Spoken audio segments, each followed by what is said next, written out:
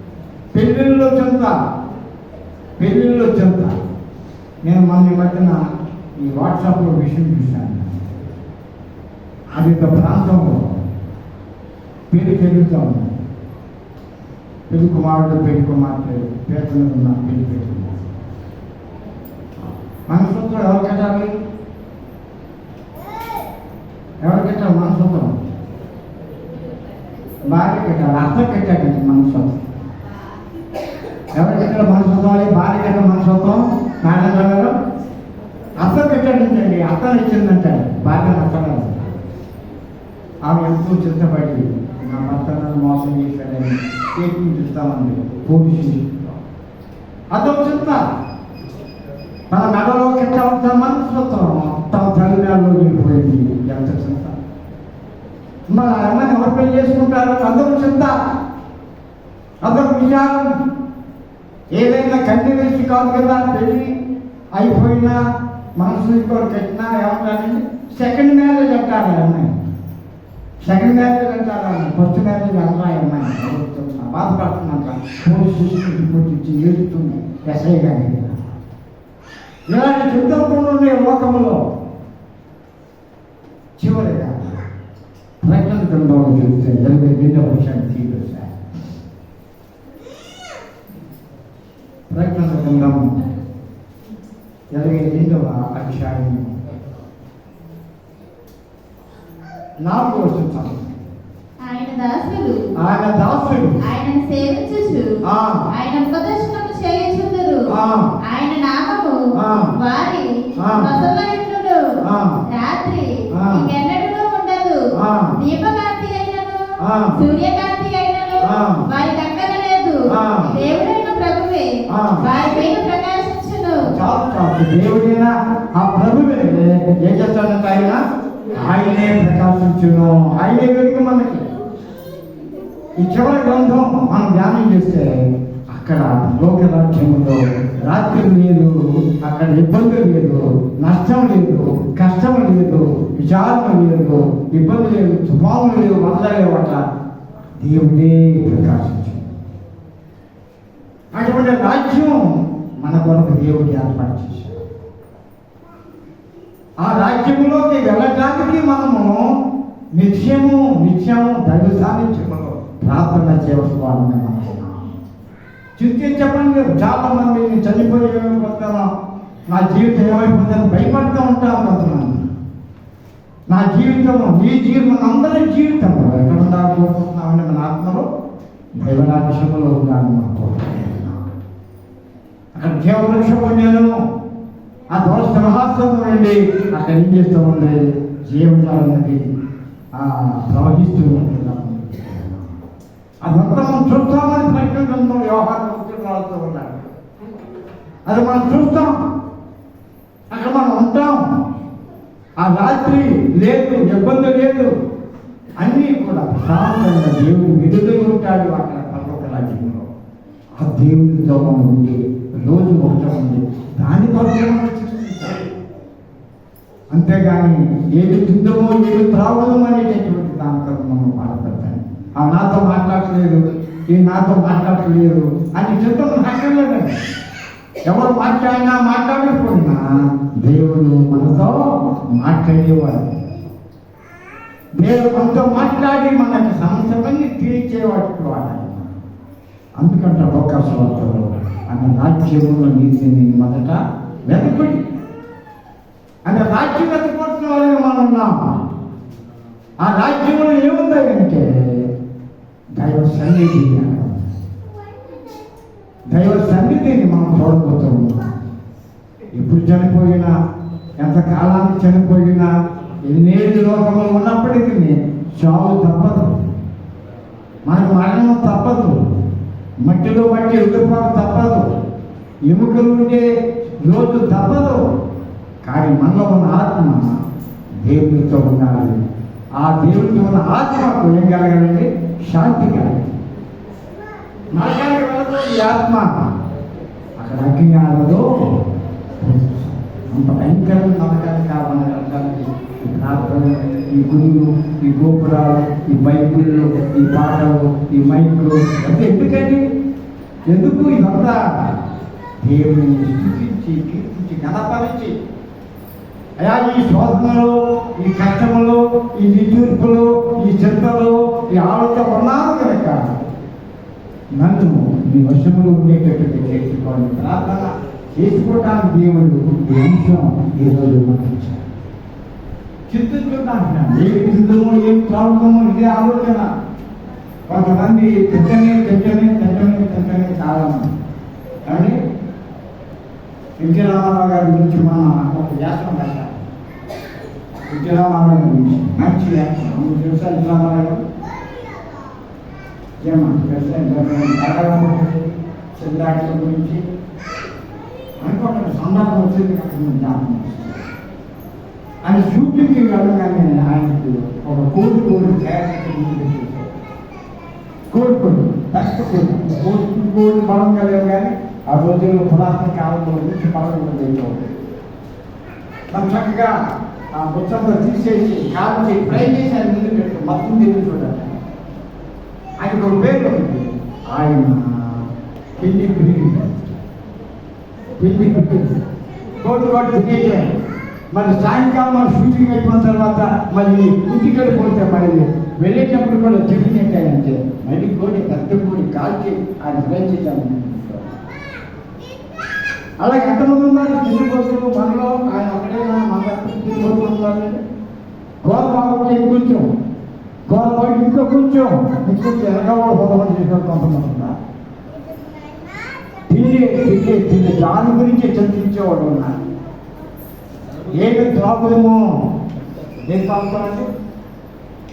ఏంటంటే తాగేది ఏంటి? మంచినీళ్ళన్నా మందు తాగేవాళ్ళు అనుకుంటున్నాను. నేను గ్యాస్ బంధువులతో బాటరాజుడు వెళ్తా ఉంటాను. బుక్ తీసిన తర్వాత ఒకసారి బాటరాజు ఒక చెరువు కట్ట ఉంటాం.